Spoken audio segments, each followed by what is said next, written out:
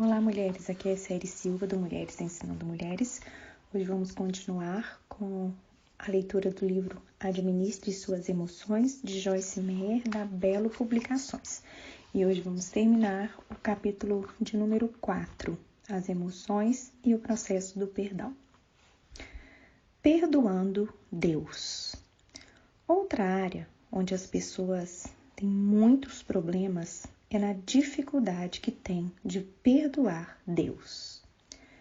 Talvez aqueles que nunca experimentaram esse sentimento talvez não entendam, mas aqueles que o experimentaram sabem o que é sentir animosidade para com Deus, porque o culpam por defraudá-los em alguma coisa em suas vidas.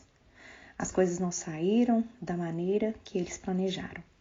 Eles imaginam que Deus poderia ter mudado as coisas se quisesse, mas como Ele não o fez, eles o culpam pela situação em que se encontram.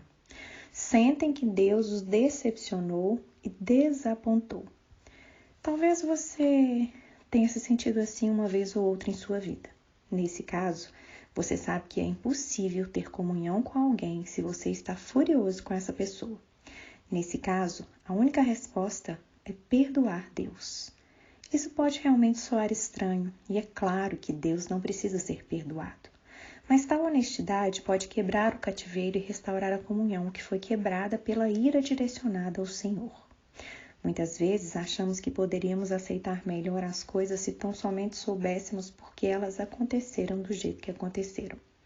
Achamos que se tão somente soubéssemos por que certas coisas aconteceram conosco, ficaríamos satisfeitos.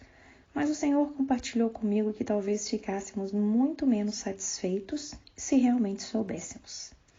Acredito que Deus nos diz somente o que realmente precisamos saber, o que estamos preparados para lidar, o que não nos fará mal, ao contrário, nos ajudará. Muitas vezes saímos por aí cavando e tentando descobrir alguma coisa que Deus está retendo de nós para o nosso próprio bem. É por isso que precisamos aprender a confiar em Deus e não tentar entender tudo na vida. Mais cedo ou mais tarde, precisamos chegar ao ponto de deixarmos de nos sentir amargurados, ressentidos e com pena de nós mesmos.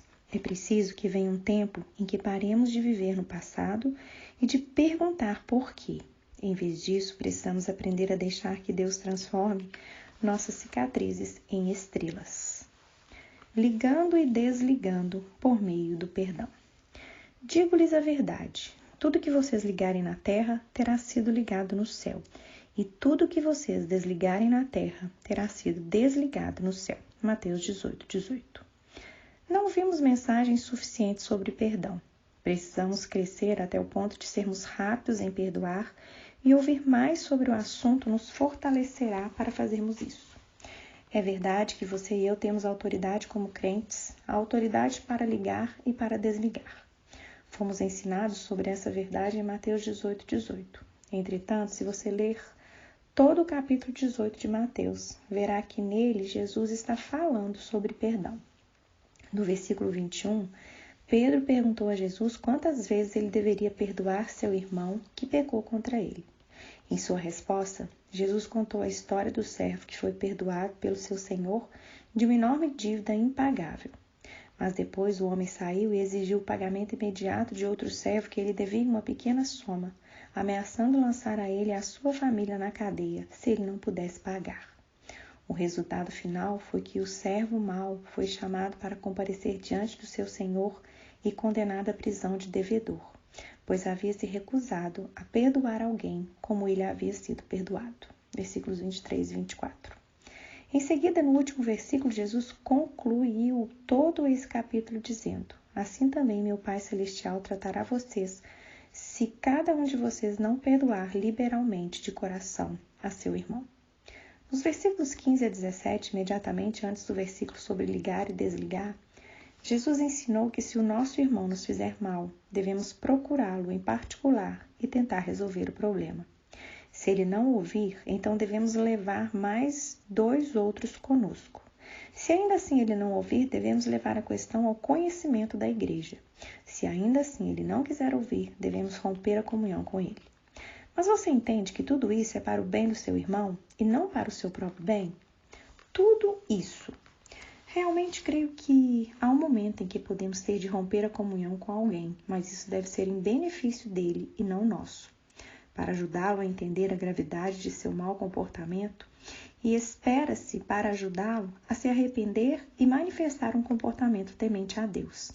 Muitas vezes, quando as pessoas têm um problema, elas não querem fazer nada a respeito, até que alguma coisa, como uma comunhão quebrada, as obrigue a avaliar a situação e a tomar uma atitude para consertar as coisas. Perdão e restauração. Perdão significa restauração?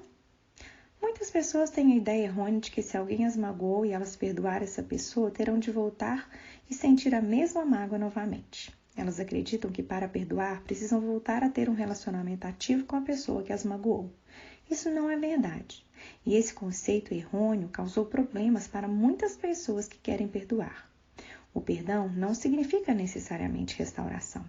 Se o relacionamento puder ser restaurado, se estiver dentro da vontade de Deus que ele seja restaurado, então a restauração é o melhor plano. Mas um relacionamento quebrado nem sempre pode ser restaurado. Às vezes isso nem seria sábio, principalmente nos casos em que houve abuso. Limpando a ferida. Durante minha infância, uma pessoa cometeu abuso contra mim por muito tempo. Passei a odiá-lo. Finalmente, anos depois, Deus me libertou de maneira soberana daquele ódio porque eu entreguei a ele e pedi que me libertasse. Embora tivesse perdoado a pessoa e estivesse livre do meu ódio por ela, eu continuava não querendo estar perto dela. Embora tomemos a decisão de perdoar alguém, pode levar muito tempo até que as nossas emoções sejam curadas nessa área. Deus me revelou que perdoar é como limpar a infecção de uma ferida. A palavra de Deus nos ajuda a renovar nossa mente com relação a como tratar adequadamente uma ferida emocional. Mas a profundidade da cicatriz depende muito de como a ferida é tratada nos seus estágios iniciais. Se uma ferida é tratada adequadamente desde o começo, a cicatriz deixada não causará problemas. Se ela for deixada de lado e for permitido que a infecção aumente e se espalhe, embora a ferida seja limpa e protegida, pode deixar uma cicatriz feia que mais tarde pode gerar problemas. O mesmo acontece tanto emocional quanto fisicamente. O melhor plano é o perdão rápido e completo. Entretanto, muitas pessoas não entendem isso a princípio quando são feridas. Se uma pessoa não recebeu ensinamento sobre os princípios e diretrizes divinos, ela reage de uma maneira natural, como eu reagi quando sofri abuso. Tudo que eu sabia era sentir ódio pelo meu abusador e o resultado foi um coração duro, a rebelião e muitos outros problemas que levaram anos para serem superados. É mais difícil se recuperar se a ferida foi profunda e deixou cicatrizes. Mas Deus promete trazer restauração à nossa vida. E sei por experiência própria que Ele faz o que promete fazer se fizermos o que Ele nos diz. Podemos decidir perdoar as pessoas e nos recusarmos a falar mal delas, como a palavra de Deus nos instrui. Podemos orar por elas e pedir a Deus que as abençoe. Podemos até fazer todo tipo de boas obras para elas e lhes demonstrar misericórdia e graça. Mas podemos continuar nos sentindo magoados por elas. Leva tempo para os nossos sentimentos acompanharem as nossas decisões. Mesmo depois que uma ferida física parece estar curada por fora, ela ainda pode estar dolorida e sensível por dentro. O mesmo acontece com as feridas emocionais. Por isso, precisamos ser capazes de distinguir o verdadeiro perdão de sentimentos que ainda estão doloridos e sensíveis. Perdão versus sentimentos. Creio que o maior engano na área do perdão que Satanás tem perpetuado na igreja é a ideia de que se os sentimentos de uma pessoa não mudaram, ela não perdoou. Muitas pessoas acreditam neste engano. Elas decidem perdoar alguém que lhe fez mal, mas o diabo as convence de que por elas ainda terem o mesmo sentimento em relação àquela pessoa, elas não perdoaram completamente aquele indivíduo. Elas voltam à estaca zero e começam a fazer a mesma oração novamente. Ó Deus, o que há de errado comigo? Quero perdoar, mas não consigo. Ajuda-me, Senhor. Por favor, ajuda-me. No meu caso, embora eu tivesse perdoado a pessoa que havia cometido abuso contra mim e finalmente tivesse tentado ter comunhão com ele, essa pessoa deixou claro que não achava que havia feito nada de errado. Na verdade, chegou ao ponto de me culpar pelo que havia acontecido. Finalmente fui obrigada a fazer como Jesus ensinou em Mateus 18 e cortei o relacionamento com ele até que se arrependesse. Não teria agido com sabedoria se tentasse reconciliar o relacionamento enquanto não houvesse arrependimento da parte da outra pessoa. Até que as pessoas se arrependam, elas costumam fazer as mesmas coisas sem parar. Eu sabia que tinha de me proteger e que não era vontade de Deus que eu abrisse a porta para novos abusos. Em determinado momento eu disse a ele: quero que você saiba que nunca mais vou ser abusada por você. Você me controlou por muito tempo, mas nunca mais vai fazer isso. Eu o amo como alguém por quem Jesus morreu.